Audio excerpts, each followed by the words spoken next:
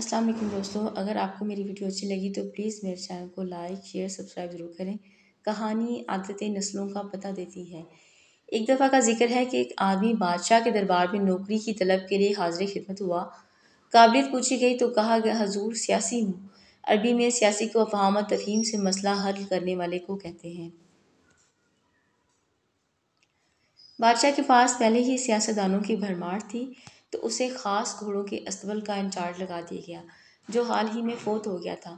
چند دن بعد بادشاہ نے اسے اپنے سب سے مہنگے اور عزیز ترین گھوڑے کے متعلق پوچھا۔ اس نے کہا نسلی نہیں ہے۔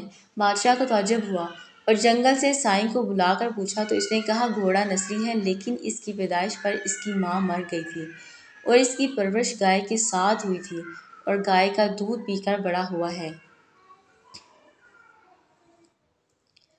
مسول کو بلایا گیا، اسے پوچھا کہ تم کو کیسے پتہ چلا کہ گھوڑا اصیل نہیں ہے؟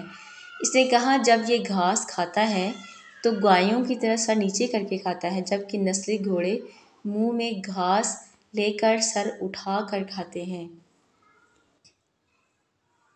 بادشاہ اس کی فراست سے بہت متاثر ہوا۔ اس کے گھر اناج، گھی، بھنے دمبے اور پرندوں کا اعلیٰ گوشت بھجوا دیا اور ساتھ ہی اسے ملکہ کے محل میں خاص تعینات کر دیا گیا۔ کچھ دن بعد بادشاہ نے اس مسول سے اپنی بیوی ملکہ کے بارے میں رائے مانگی تو اس نے کہا طور اتوار تو ملکہ جیسے ہیں لیکن شہزادی نہیں ہے۔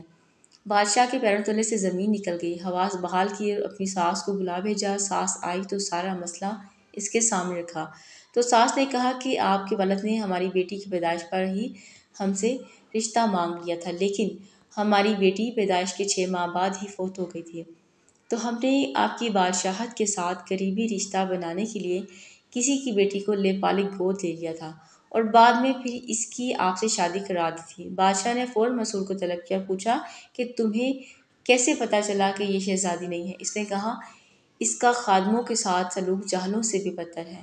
بادشاہ اس کی فراست سے خاصا متاثر ہوا اور بہت سا اناج، بھیڑ بکریاں بطور انعام خاص اس کے گھر بھجوا دیں اور ساتھ ہی اسے اپنے دربار میں متعین کرا دیا۔ کچھ دنوں بعد بادشاہ نے اسے اپنے پاس بلایا اور اس سے اپنے بارے میں دریافت کیا تو اس نے کہا کہ جان کی امان پاؤں تو بتاؤں۔ بادشاہ نے وعدہ کیا۔ اس نے کہا نہ تو آپ بادشاہ زادے ہو اور نہ تمہارا چال چلن بادشاہوں والا ہے۔ بادشاہ کو اس پر تاؤ آ گیا مگر جان کی امان دے چکا تھا۔ سیدھا والدہ کے محل پہنچا اور اسے دریافت کیا تو والدہ نے کہا یہ سچ ہے، ہماری اولاد نہیں تھی تو ہم نے تمہیں ایک چرواہے کے سے لے کر پالا تھا۔ بادشاہ نے مسول کو بلایا کہ بتا تجھے کیسے پتہ چلا؟ کہ اس نے کہا کہ بادشاہ جب کسی کو انعام و کرام دیا کرتے ہیں تو ہیرے جواہرات اور موتیوں کی شکل میں دیتے ہیں لیکن آپ بھیڑ بکریاں اور کھانے کی چیزیں عنایت کرتے ہیں۔ یہ اسلوب کسی بادشاہ زادے کا نہیں بلکہ کسی چرواہے کے بیٹے کا ہی ہو سکتا ہے۔ اس لیے سچ کہتے ہیں عادتیں نسلوں کا پتہ دیتی ہیں۔ اپنی عادات، اخلاق اور طرز عمل کو بہتر سے بہترین بنائیں کیونکہ انہی سے نسل اور قوم دونوں کی پہچان ہوتی ہے۔ اور اگر آپ کو میری ویڈیوز اچھی لگ رہی ہیں تو پلیز میرے چینل کو لائک شیئر سبسکرائب اور کمنٹ کریں۔ آپ کو کیسی لگی اسٹوری پلیز بتائیں۔